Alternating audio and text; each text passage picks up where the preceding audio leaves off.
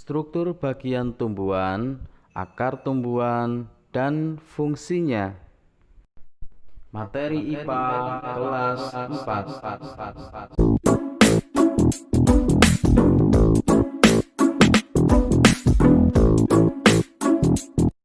Bismillahirrahmanirrahim. Assalamualaikum warahmatullahi wabarakatuh. Selamat pagi anak-anakku semuanya, kelas 4 yang solih dan solihah. Semoga kabar kalian hari ini dalam keadaan sehat dan anak-anak tetap semangat dalam belajar meskipun kita masih dalam keadaan pembelajaran daring. Untuk pembelajaran pada pagi ini nanti, Pak Udin akan mengulang kembali materi tentang ilmu pengetahuan alam. Silahkan anak-anak membuka bukunya halaman 29 dan halaman 30. Kita akan belajar bersama-sama mengenal bentuk dan fungsi bagian pada tumbuhan, khususnya bagian akar. Simak baik-baik penjelasan dari Pak Udin berikut ini. Setelah anak-anak membuka bukunya halaman 29, sekarang kita akan belajar tentang bagian pada tumbuhan, terutama akar. Yang pertama, akar terdapat di dalam tanah, tapi ada sebagian tumbuhan yang memiliki akar gantung. Contohnya yaitu seperti pohon beringin.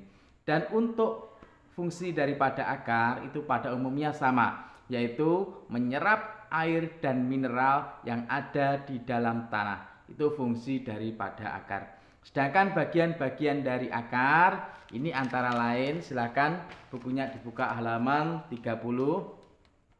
Yang pertama yaitu bagian rambut akar.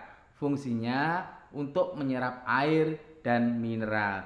Kemudian bagian tudung akar. Fungsinya apa tudung akar ini? Fungsinya melindungi bagian akar ketika akar tersebut menembus tanah. Itu fungsi daripada tudung akar. Terdapat beberapa macam akar pada tumbuhan, yaitu antara lain yang pertama akar serabut.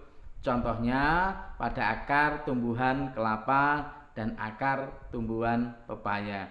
Yang B, akar tunggang, mempunyai akar pokok yang bercabang-cabang. Ini ciri-ciri daripada akar tunggang. Contoh tumbuhan yang berakar tunggang antara lain yaitu tumbuhan kopi, kemudian pohon mangga, pohon asam, dan lain sebagainya. Itu contoh tumbuhan yang memiliki akar tunggang. Selanjutnya tumbuhan yang berakar gantung. Terdapat pada bagian tumbuhan yang berada di atas tanah. Contohnya adalah pohon beringin. Ini memiliki akar gantung. Ketika kalian melihat pohon beringin, di situ ada akar-akar yang menggantung dari batangnya.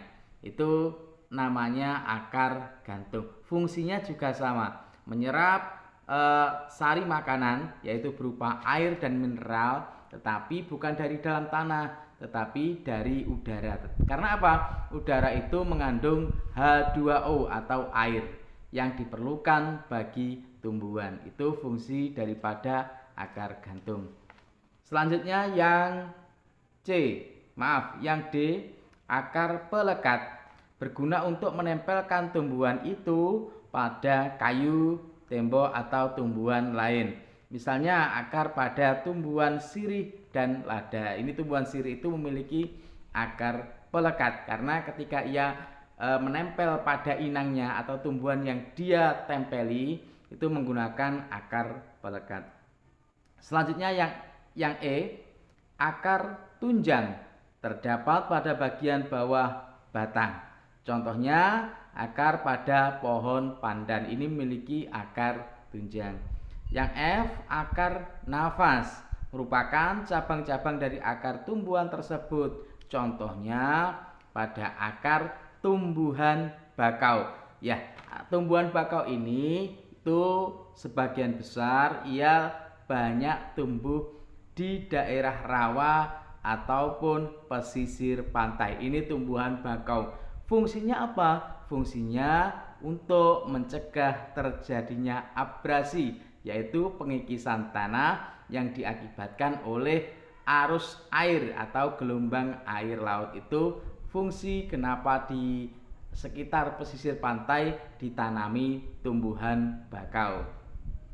Selanjutnya anak-anak, di video ini nanti Pak Udin akan menampilkan tutorial tentang bagian-bagian dari akar tumbuhan serta fungsinya.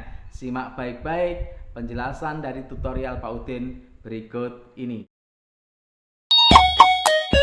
Sebagai manusia, kita memerlukan oksigen untuk bernafas. Tanpa oksigen, kita bisa susah bernafas dan bahkan tidak bisa hidup. Penghasil oksigen yang utama bagi manusia adalah tumbuhan. Karena itu, tumbuhan disebut sebagai paru-paru dunia. Tumbuh-tumbuhan tersusun dari beberapa bagian.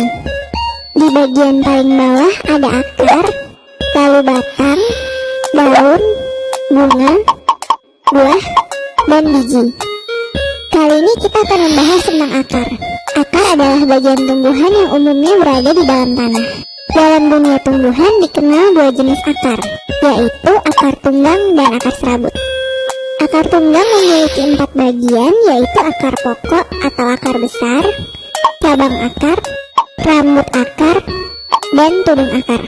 Sedangkan akar serabut hanya memiliki 2 bagian, yaitu rambut akar dan tudung akar.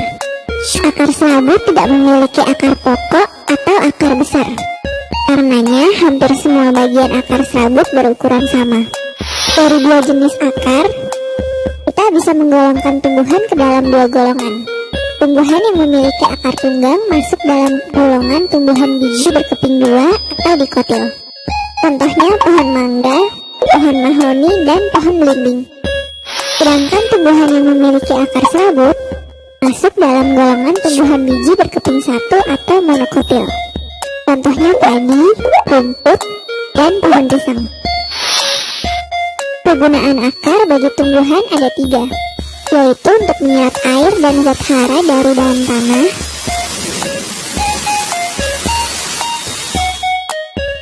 sebagai alat pernafasan tumbuhan, contohnya pada pohon bakau, sebagai tempat menyimpan cadangan makanan, contohnya pada tanaman wortel dan kentang,